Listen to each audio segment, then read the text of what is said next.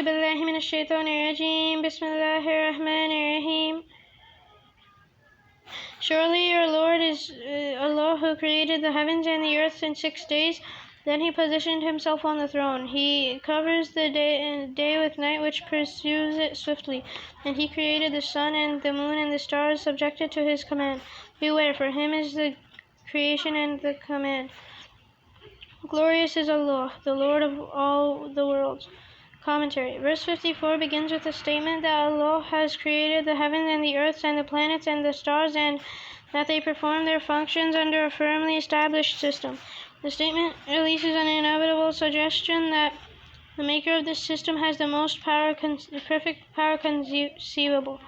This in turn invites every reasonable human being to think, here is the most sacred being who is capable of bringing this great universe from non-being to the state of being, and who can keep it functioning through the wisest of systems.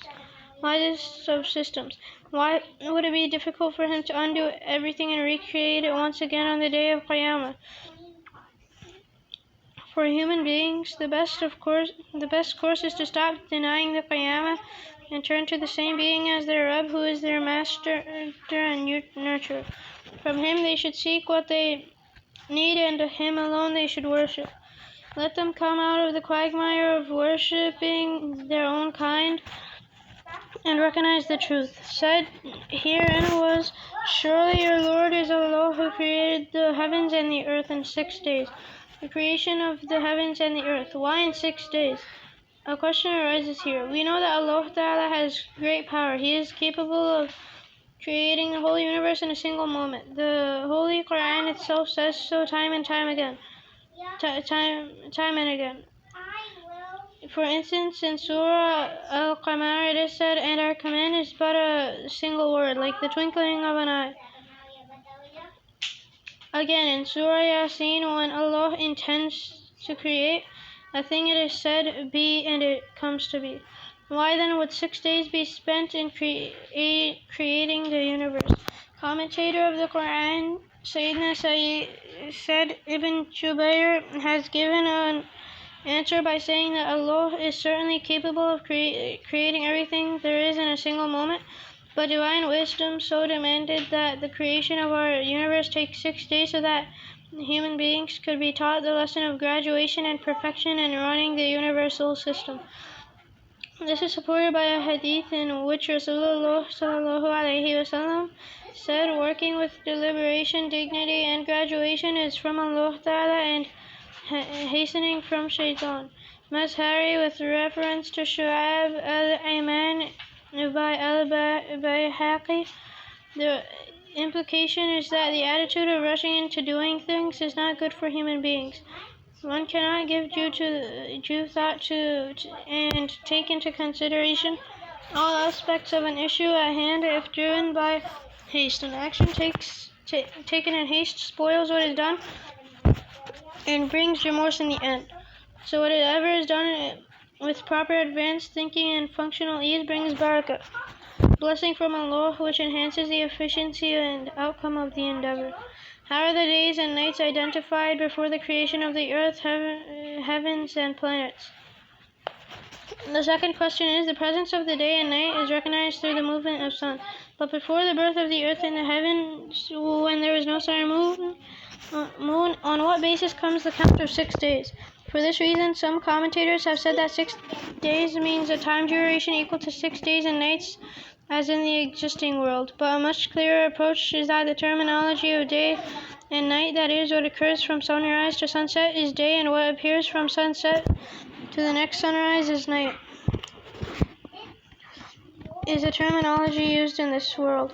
Maybe before the birth of the universe, Allah Ta'ala had other signs determined for the day and night, as it would be in paradise, where the day and night will not depend on the movement of the sun. This also tells us that it is not necessary that the 6 days during which the earth and the heavens were created be equal to our 6 days. Instead, it is possible that they may be longer than these, as the Quran says about the day of Akhirah, which will be equal to 1,000 years. Abu Abdullah Razi has said that the movement of the far firmament is so fast as compared to the movements of our earth that the raised step of a man running here has still to come down to touch the ground when the far firmament moves a distance of 3,000 miles.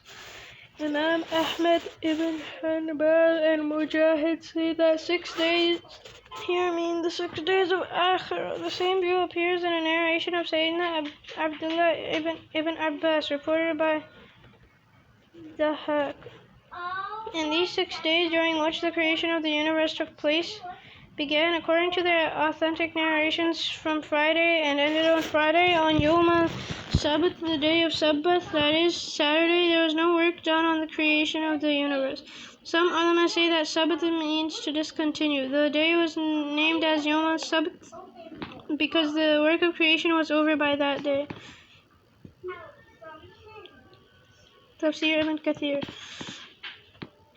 Mentioned in this verse is the creation of the universe in 6 days. Its details appear in verses 9 and 10 of Surah Hamim as Sajda Fusilat 41, 9, 10, saying that the earth was created in 2 days, then created on the earth were mountains, rivers, tributaries, trees, vegetation, and things human beings and animals could eat in another 2 days. This comes to a total of 4 days. So it was first said created the earth in 2 days, and then it was said and determined in it the measure of its sustenance in 4 days. The first 2 days during which the earth was created are Sunday and Monday, and the other 2 days during which the mountains, rivers, and the life support systems of the earth were created are Tuesday and Wednesday. Therefore, thereafter it was said, that is then how we completed the 7 heavens in 2 days. As obvious, these 2 days will be Thursday and Friday. Thus, by Friday, this becomes a total of 6 days. In the present verse 54, after mentioning the creation of the heavens and the earth, it was said, then he positioned himself on the throne. The word istawa, as followed by ala on here, literally means to take a position on, or to settle, or be established. The word arsh means throne. Now the question is, what is this throne? The throne of the great Rahman, and how is it shaped or constituted, as it is? And what would the phenomena of positioning on it mean?